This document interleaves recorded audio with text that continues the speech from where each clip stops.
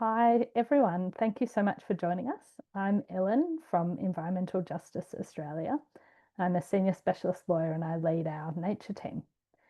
And it's great to just see that number of participants ticking up and up this evening and to know that so many of you are interested in this really momentous time for our environmental laws. Before we begin, I want to acknowledge the traditional owners of the lands and waters where we're all joining from this evening and pay respects to elders past and present.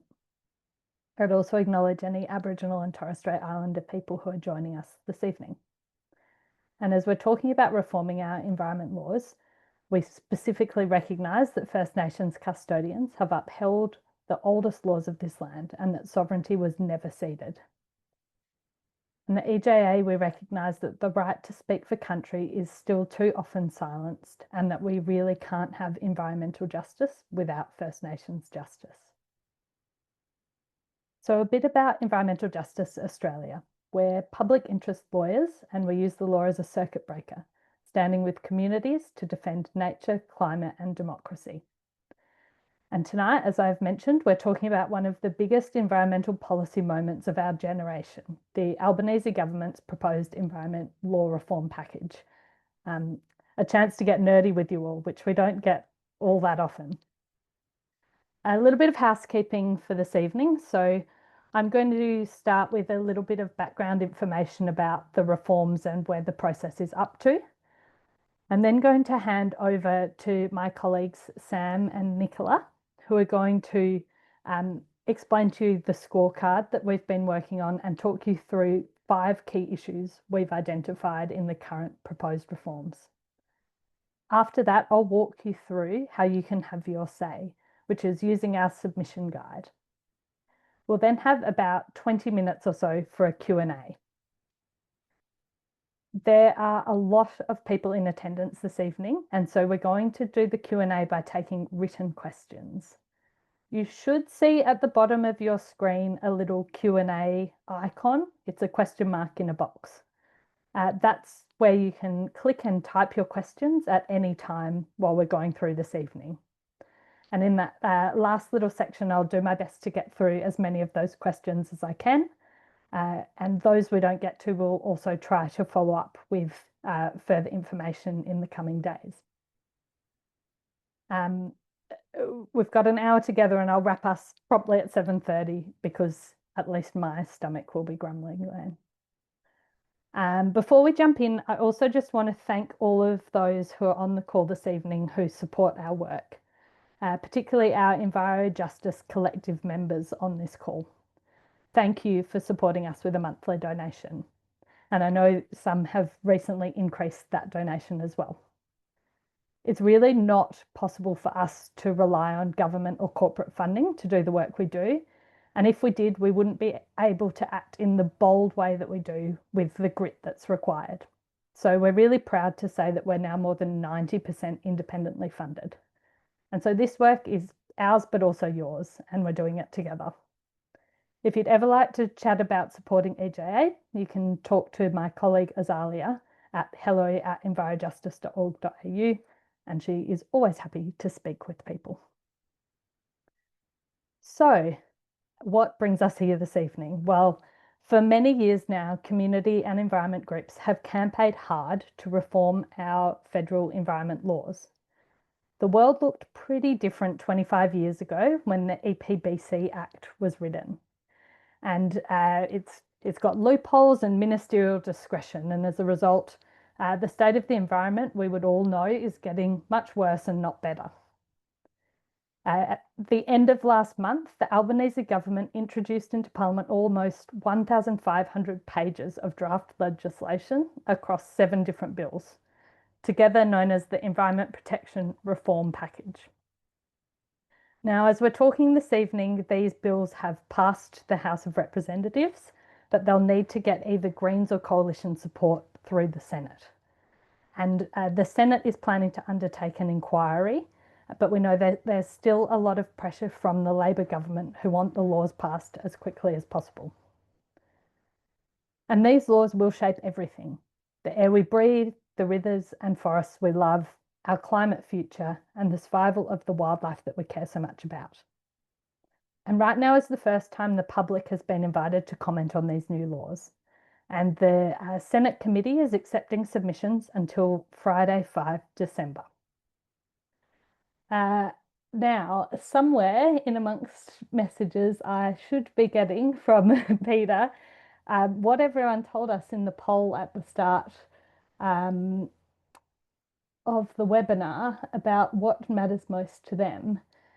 I'm not finding it right at this moment. So, okay, strong and science-backed laws, which of course is super important to us as well. And those particular protections in the Act need to be strengthened and improved.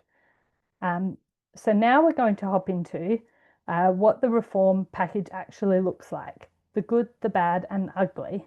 And I'm going to throw you over to Sam and Nicola, who will help us do that. Sure, thanks, Ellen. And hey, everyone. Thanks so much for being here this evening. It's great to be able to talk to you all about this, which has preoccupied us a lot over the past few weeks.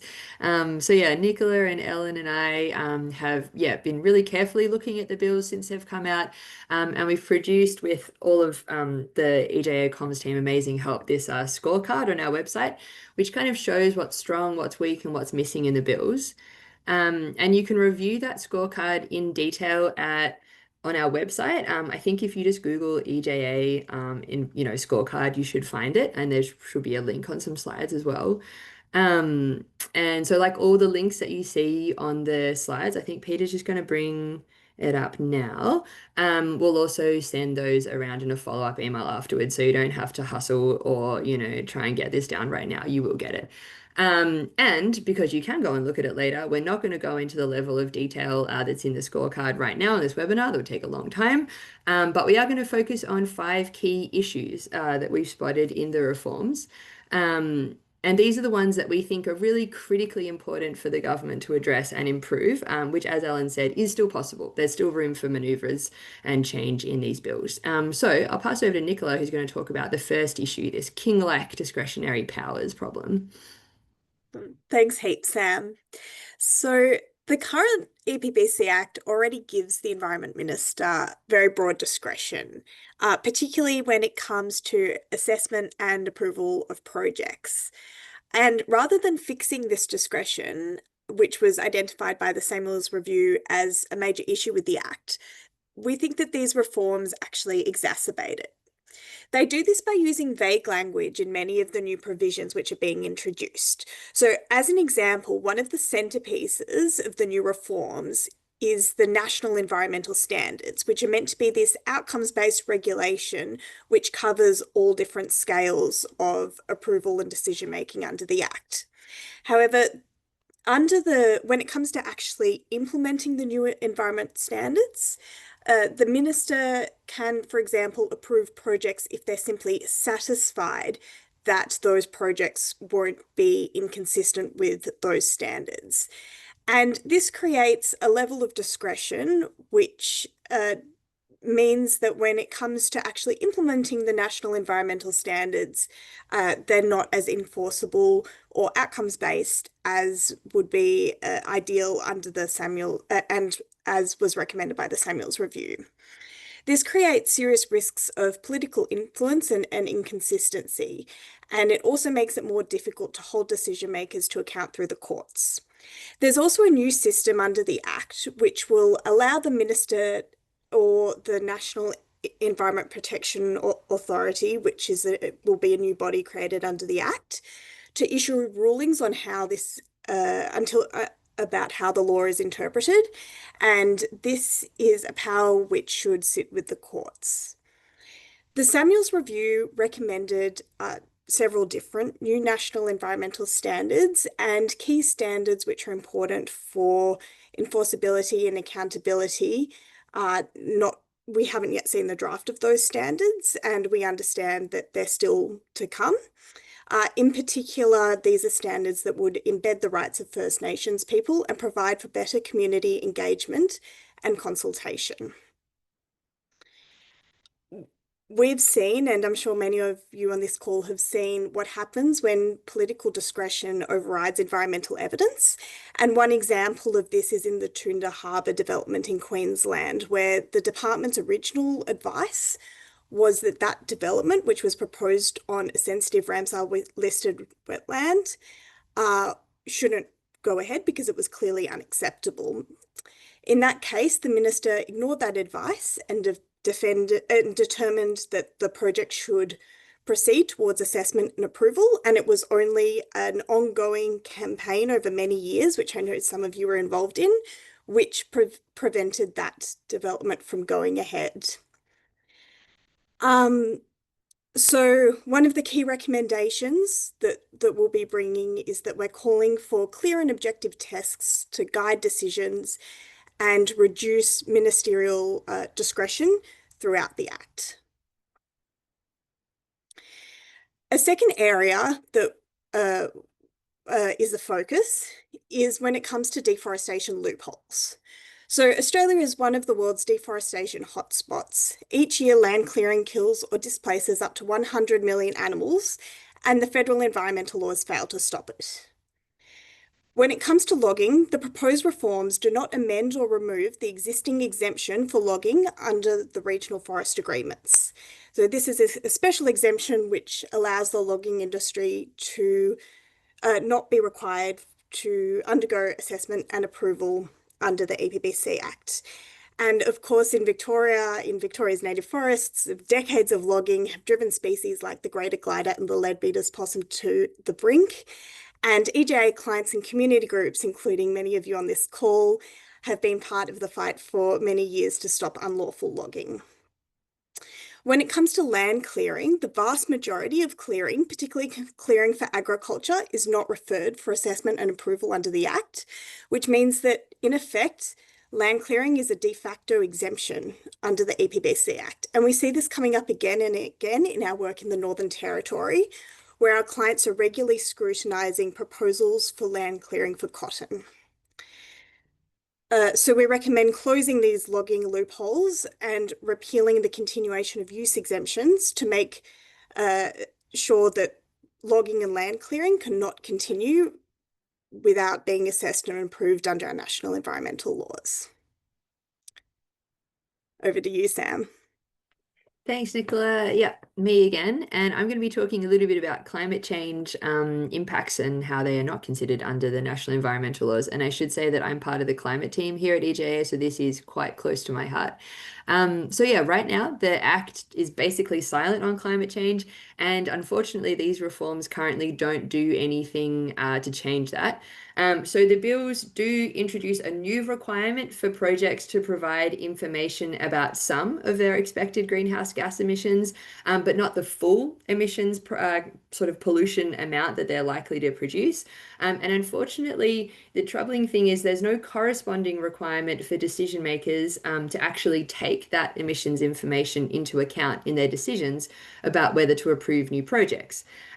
So that means that basically there's no requirement for the minister to say, oh, this project or this coal mine, for example, is going to produce heaps of greenhouse gas emissions and that will contribute to climate change. And that is something I should think about in my decision. That's just not in the Act at all.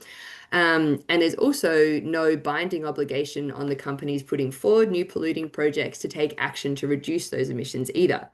And a further troubling thing is that some of the new changes in the bills would also allow for a few different ways that fossil fuel projects, along with other kinds of high-risk projects, could actually be fast-tracked or approved with even less scrutiny than the current Act. So that means that coal and gas projects could still be approved without anyone kind of in a position of power considering the damage that they do to our climate, ecosystems, and communities. So to give you an idea of why that matters, the federal government, like the current federal government, has approved just over 30 different coal, oil, and gas projects since it came into office in 2022. And of course, many, many more fossil fuel developments in Australia have been approved under this Act prior to then as well. So these sort of fossil fuel projects came into federal assessment under the EPBC Act because as well as their emissions, they were likely to have direct impacts on some of the threatened species and places that are protected under the Act. So those direct impacts, be it groundwater pollution or something like that, or land clearing, were assessed in the decisions, but the significant contribution to global climate change made by the project's emissions was not a mandatory consideration for the minister. And that's something that I at least find really concerning when you think about the fact that climate change is a major threat to basically every species and ecosystem that is supposed to be protected by the Act.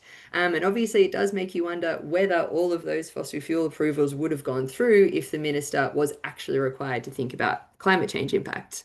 So that's why one of our recommendations for the reforms is that they should make climate and the protection of climate central to the law's purpose. They should require the full emissions disclosure of the whole pollution likely to be produced by a project, including downstream or Scope 3 emissions.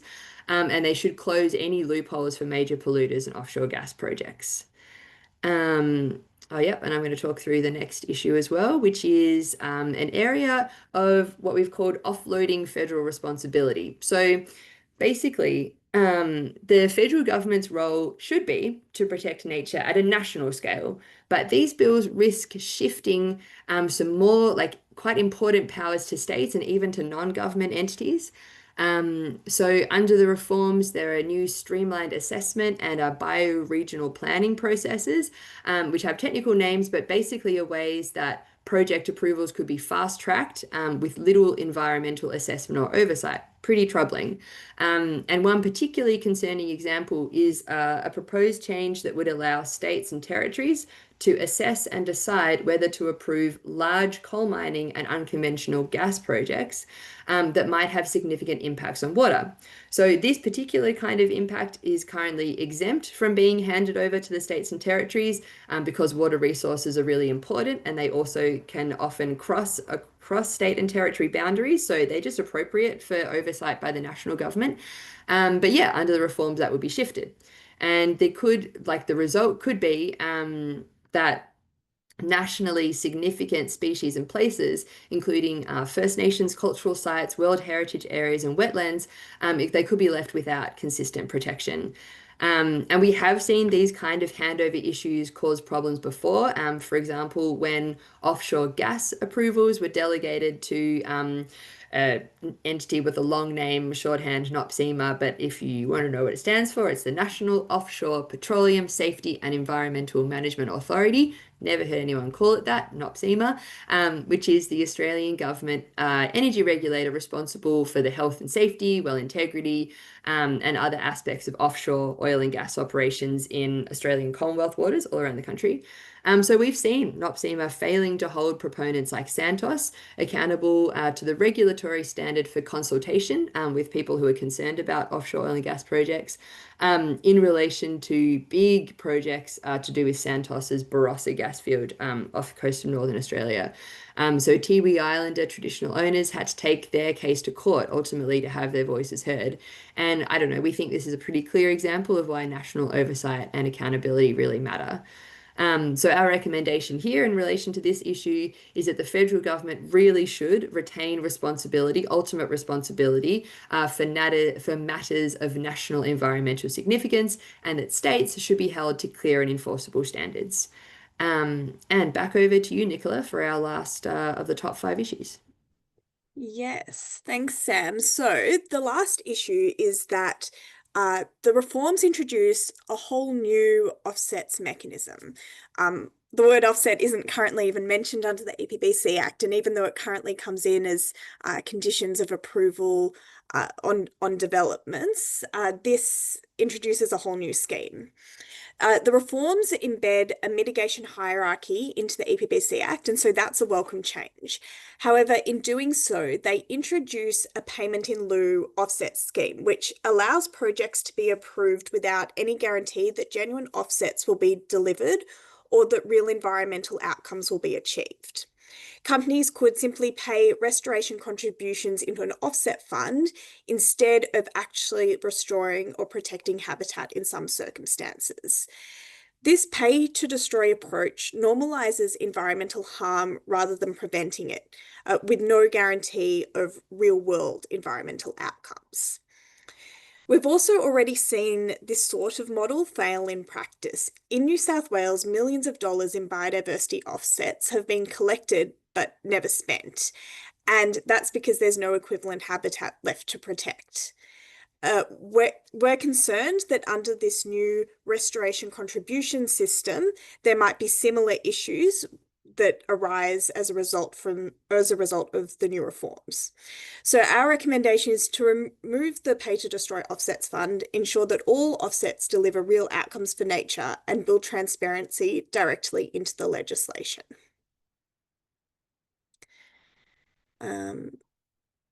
Back to you, I think, Sam. Groovy. Okay, so yeah, as you can see, while there are some really promising elements in the reforms package, the gaps we think are pretty serious. And unless they're fixed, the reforms, the new act could lock in more destruction rather than stop it, which is obviously what you'd have thought the whole objective of the exercise was. So that's why the Senate's inquiry, which is on at the moment, at the current public consultation period, it matters so much, and that is where we need your help. So, reforming our national environment laws happens once in a generation. This is that moment. What Parliament decides now will shape how we as a country protect nature and climate for decades to come, critical decades. And the Senate inquiry is really good. It has no set terms. It's open to everyone. And if you put in a submission, it doesn't need to be long. It doesn't need to be legalistic. Every unique story adds weight to the message that Australians want strong laws that put people and the planet first. So Ellen's going to run you through some tips now about how you can make a really strong, persuasive submission. Thanks so much, Sam and Nicola. And hopefully everyone can see that just the amount of detailed thinking that is going on behind the scenes about all these pages and pages of reforms and some of the bits that we're really concerned about. And this is the bit where a little bit we say over to you, and here's how you can have your own say. And it's probably, hopefully, easier than you think. And you can scan the QR code that's showing up on the slides here for more information, but we'll also be sending everything through to you, so don't worry if you're not getting that right at this second. There are really 3 steps to making a submission. So the first is to read our guide on how to make a submission. It will tell you a lot of the detail that we've said to you this evening, give you a lot of the context and the specific things that we say need to be strengthened in the bills. So you can either scroll through it on our webpage or download a full version, and we'll send you through all that information after this evening. And then you have a go at drafting your submission. Our key tips here are to really keep it short and clear. Say who you are, why you care, what issues you're concerned about, and amendments you are calling to be made to the laws. And then you lodge your submission by uploading it through the My Parliament portal. And just a reminder that the deadline for those submissions is Friday, the 5th of December. As an optional extra, you can also email your submission to Environment Minister Murray Watt at minister.watt@deq.gov.au and to your local federal MP. If you have never made a submission before, don't worry. It's all about sharing your perspective, and the inquiry wants to hear from everyone. If you're feeling a bit stuck, you'll get the recording of tonight's presentation, you'll get our toolkit and all the links to the various places sent through to your email tomorrow. As Sam has mentioned, having your say is one of the most powerful ways to help shape these laws that we really think are going to define Australia's environmental future. So we're really heartened to see so many people tuning in this evening, and really hope that you can follow our simple steps to make your own submission. I know I can see in the chat there is such a range of really detailed issues and things affecting your local communities, and they're the kinds of things that need to come out in this inquiry process. So we've got a little bit of time now to do some Q&A, and we've had some great questions coming through the Q&A function. just a reminder that you can find it down the bottom of your screen. It's a question mark in a box. So I'm now going to take some of those questions and throw them to the team. Might start with quite a technical one first, but it's a good one. Someone said that a Labor MP told them that legally, because of the Constitution, the federal government can't actually end the regional forest agreements and the continuous use exemption. I'm glad to get a question like this because it's something that we have definitely been turning our minds to. I ask Nicola, what's your take on this one? Yeah, it's a really good question. So both the RFA exemption, the regional forest exemption, and the continuous use exemption are particular provisions of the Act. They're statutory provisions. So ordinarily, the assessment and approval regime would apply, except these particular parts of the legislation exempt these aspects, continuous use and logging under an RFA exemption, from the usual assessment and approval processes. Our view is that there is nothing in the Constitution that would prevent amending the legislation to remove or constrain those exemptions. And in fact, under our Constitution, the federal government has responsibility for implementing issues related to external affairs under the external affairs power. And Australia is signatory to many different environment treaties, including relevantly for logging and land clearing, the Convention on Biological Diversity. So we would say that even to implement or to be consistent with those treaties would involve the federal government stepping up and taking a role in assessment and approval of actions that would significantly impact threatened species, even if they are logging and land clearing. Ellen, I'm not sure if you have anything else to add. No, I think that's a super clear answer, Nicola. And as we've sort of mentioned in other parts of the webinar, some of our concerns are about actually the federal government not doing enough and passing off responsibility to others. So it's in some ways a frustrating concern to have to allay. The whole point of the laws are that they're federal laws based on federal powers. But yeah, we've really have done the work behind the scenes. We know that there are some pretty obvious amendments that could be made to some sections of the Act that could pass through. The next question, Sam, I might throw to you. I think it's a really good, just clear question. Will the standards be strong enough to drive the change that's required? And I guess we saw in 2021, Graham Samuel's review report of the EPBC Act, and standards were really the cornerstone that he was suggesting. We've come a fair way since what Samuel was suggesting and seeing what Labor is now proposing. What are your thoughts on that, Sam? Yeah, it's a good question and one that I truly wish I could answer with more clarity, but unfortunately we haven't seen many of the standards actually come out yet. We've seen a couple, but what we have seen, which I think is kind of interesting and pretty unfortunately not in line with what Samuel recommended, is, yeah, as Ellen mentioned, the standards were kind of this key cornerstone, but they were described as something that would provide both clear objectives for environmental protection, like outcomes that decisions should be moving towards, and then also kind of like a minimum bottom line that decisions must be made in line with in order to protect our special like species and places and ecosystems. And what we have in the bill is the standards, like the framework for the standards has been set up, but unfortunately they are still going to be almost optional in how they apply. They won't be kind of like a consistent sort of requirement or bottom line across decisions, which means that they aren't really going to form that kind of enforceable, clear bottom line that decisions have to be made in line with. So yeah, that's a bit of a disappointment in the bill so far, I'd say. And we'll definitely be keeping an eye on the standards as they do come out. But as I said, they're not really available yet. Yeah, that's right, Sam. I mean, in what Samuel recommended and even in what Labor has committed to, there's a list of those standards.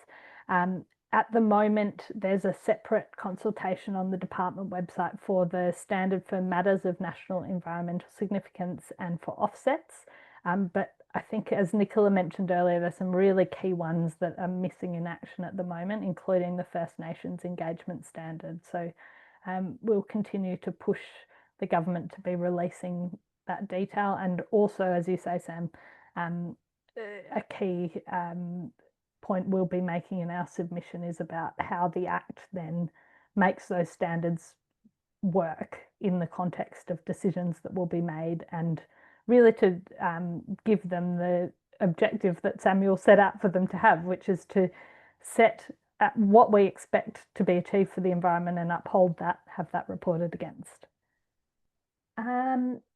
Lots of really great questions coming through. The next one, I'll be meeting with Minister Watt tomorrow and likely get just one chance to ask him a question. What would you ask him? And do you have any tips on how to make the most of this opportunity?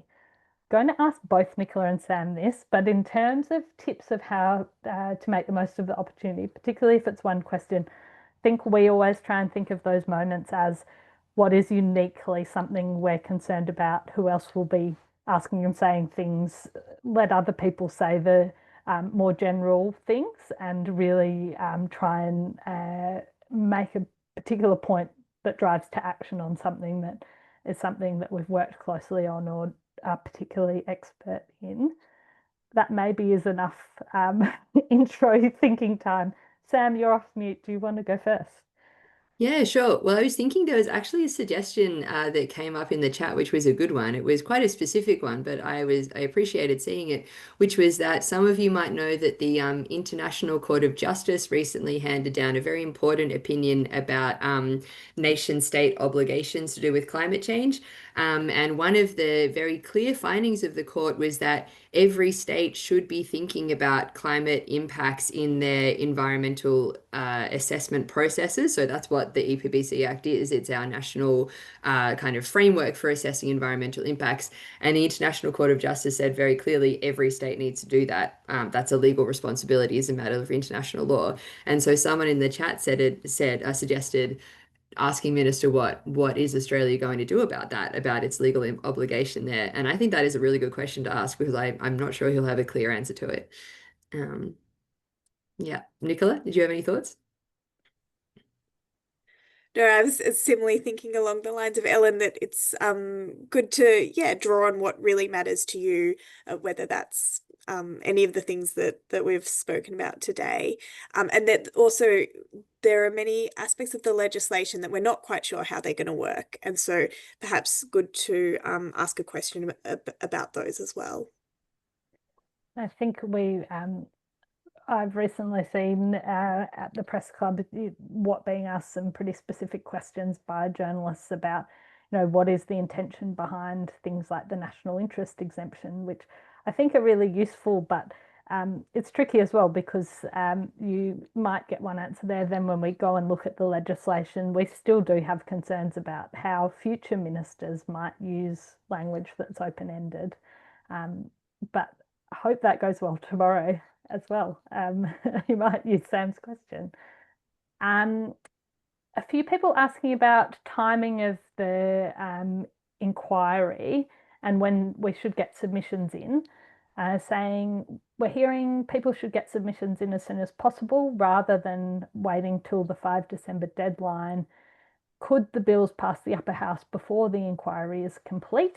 And will the government try and push the legislation through the Senate? And that is a risk. So we would say a considered submission is really important, but yeah, the sooner that you can get your submission in, the better. And there is a lot of politics going on in the background. There's a sitting week at the end of November, and we definitely have heard Labor say they would like these bills passed before the end of the year. So I think that's the answer to that one. Nicola, maybe back to a more details focused one for you. We've had a question about whether there's a stronger legal word other than consider. Someone saying that it seems to me like there's a legal requirement to consider things, and the government can say we've considered it and then do what they want. I think we're seeing lots of those kinds of issues with wording. throughout the Act? Yeah, absolutely. This is a really good question because this is one of the issues that the Samuels Review identified as important, that uh, obligations that require a minister to consider or have regard to don't necessarily create those enforceable outcomes that the Act is meant to deliver on. So some examples of some different sort of wording that already exists in the Act actually is a requirement to act consistently with, or a weaker version of that is to act not inconsistently with. So, for example, the constraints on approval for matters of national environmental significance. So, for example, Section 139 of the Act in relation to threatened species requires the minister to not act inconsistently with recovery plans. There's other requirements which requires the minister to act consistently with. Another example, which is even stronger than that, requires a decision maker to act in compliance with. And provisions that require compliance is something that isn't necessarily in the EPBC Act, but for example, was previously in the Victorian forestry legislation, and those requirements to act in compliance with certain provisions are even stronger and create even more enforceable obligations. So there are different drafting options out there which increase the obligation on the decision maker. And I suppose our view is that increased enforceability, particularly of things like the national environmental standards, is important in implementing Samuel's recommendations. Thanks, Nicola. Lots of good questions still rolling in. I'm really appreciating just the level of engagement everyone has. I won't read out all of this one, but we've had a question from someone particularly concerned about an endangered species, the spectacled flying fox. And I think this is a good one. It's an example of, the actual how on the ground our environment laws are working or not. This species is endangered. There are only 100,000 remaining, and they're a keystone species for the wet tropics. They have a recovery plan that was never funded or acted on back in 2011, and the population is continuing to plummet. What should we do, really, is the question. And I think, although we're not talking specifically about this in our specific concerns about the bills this evening, I think it's a really good question because there are parts of the current laws that we know don't work as well as they should. And a key aspect of what happens after any reforms do pass through is how they're implemented and what happens on the ground. And I think we know a key aspect of that is funding, but also information, data, and someone who's required to care about those things being taken forward. So there are some good aspects of the reforms that will help more generally on some of those points. So a new sort of elevated role for information and data, a proposed national EPA with certain responsibilities. But we're definitely seeing in our work that even those existing obligations in the Act around recovering planning and otherwise still need a lot of pushing to be upheld. So I appreciate that some people are coming to this call not already knowing the broken bits of the Act. We're also on the lookout in the reforms for things that might weaken recovery plans. So there's a new protection statement proposal, and we're really advocating strongly that existing recovery plans and conservation advices need to guide recovery of species and be acted upon and not overridden or ignored.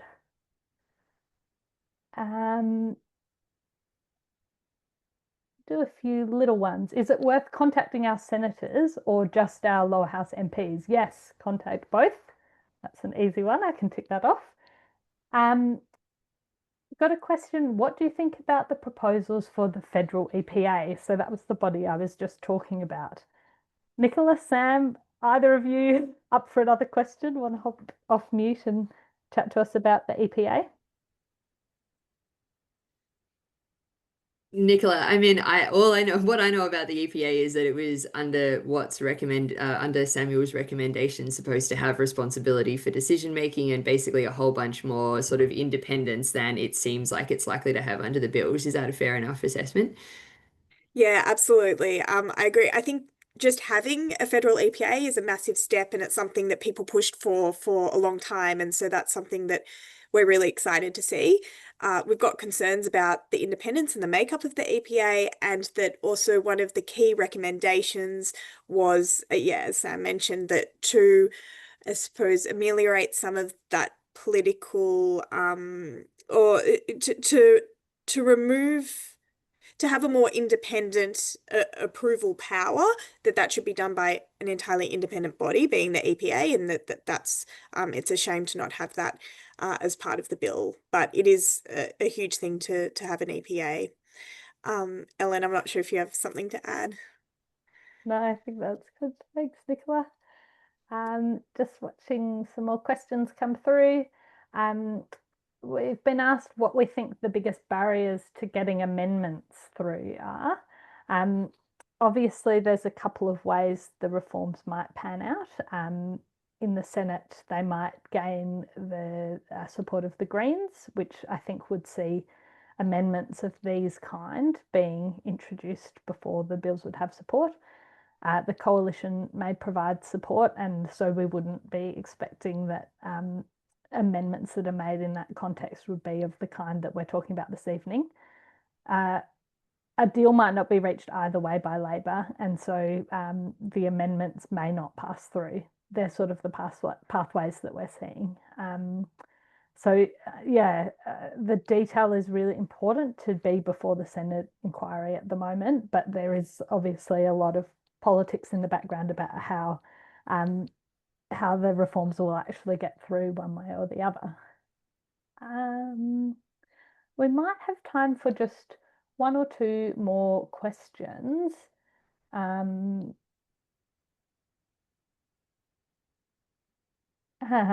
This is a good one. Someone has asked us, do we have any hopeful words to share in a dire time like this? And what about next steps if the bills go through in their current form? I think I'll start, but I might also get some hopeful words from Sam and Nicola. I mean, personally, it's extremely hopeful to me just the number of people who've taken time out of your days or evenings to join this webinar, to hear the detail, asked incredible questions that are so detailed and just concerned about the state of our environment. I think as well, I take a lot of hope from my colleagues. We've worked extremely hard to really understand the detail of these reforms. We'll keep pushing for them to be as strong for nature as they can be. But a lot of our day-to-day work, when we're not dealing with reams and reams of reforms, is using the laws that we have, working with communities to understand the issues on the ground. And that won't stop just because we have the laws we have now, or if we have reformed laws of one kind or another. So yeah, that's definitely what gives me a lot of hope. Sam. Yeah, I mean, the public participation and mobilizing around these reforms already has been so good. It's given me a lot of hope too, Ellen. I agree. And then something I was reflecting on the other day is not too long ago, it would have been quite unusual, I think, to see so many federal ministers getting asked questions about how they're going to deal with climate change in doorstop media interviews. We've come such a long way, and the fact that including climate change and Australia's downstream fossil fuel export emissions, like all of these are kind of major issues that the government is finding it increasingly hard to sidestep. They are still trying to do that, but it is just so much more of a kind of present of mind topic, which I think is really great because, yeah, the more that you make a fuss about things and the more people who make it clear that they really care about something, the more politicians have to listen, and you can change the window of what seems possible in processes like law reform, which previously, might have been something completely out of the question. So yeah, I guess that's hopeful, and it's another reason to just keep on raising your voice about the things you care about. Nicola? Yeah, I echo both what Ellen and what Sam has said about yeah, just the amazing engagement around these reforms. There are also some parts of it which are pretty exciting, including I think I'm really interested in the new definition of unacceptable impact which has been proposed. And there are some parts of the laws which will be interesting if they do pass to explore further and see how we can use them to create those outcomes. And yeah, just in general, uh, the say yeah, the community engagement with it and working with all of you on the call, particularly some people who've been working in this area for a really long time and seeing some of the things that you might have written multiple submissions about for Hawke review, for Samuel's review, and seeing those come through. So yes, staying hopeful. I think that's probably a nice spot to wrap the Q&A on. I think hopefully what you've seen and heard from us tonight is what's at stake in the reform process and sort of what is in the package. We really do feel like these laws could be a turning point that protects nature or a step backwards to lock in more harm. And when we talk about these laws, it can sound abstract, but really what we're saying, and I guess what we've all just been reflecting on just now in response to that great question, is that it's really about lives and places that we all care about. And that might be koala habitat in northern New South Wales, that might be the Great Barrier Reef bleaching yet again, or First Nations communities fighting to protect sacred water and songlines from gas expansion. These laws will determine whether we stop destruction or keep repeating it. So you've heard us say a couple of times now, but it's just so important to speak up now while there's still time to shape these laws. The process might become quite rushed from here, and I know that sort of parliamentary processes can feel quite foreign, but it really is such an important opportunity for people to have their say. And so as we have said already, you can head to our submission guide for everything you need to write and lodge your submission before Friday the 5th of December. Also, please do share the guide with your friends and networks. The more voices we have, the stronger our message to Parliament. That's sort of the detail that we had to share with you this evening. Before we wrap, I just wanted to reiterate thank you so much for joining us tonight and for being part of that community that we've all been talking about that gives us hope, that stands up for people, places and wildlife that we all love. As I've said, we'll be sure to send the recording of this presentation, the toolkit and the resources to your inbox tomorrow. At the end, there'll be a short feedback survey that pops up for you. So we'd love to know what else you'd like covered next time and love to hear your feedback. Together, we can make sure that these laws protect nature and climate for generations to come. So thank you and thanks in advance for putting those submissions in.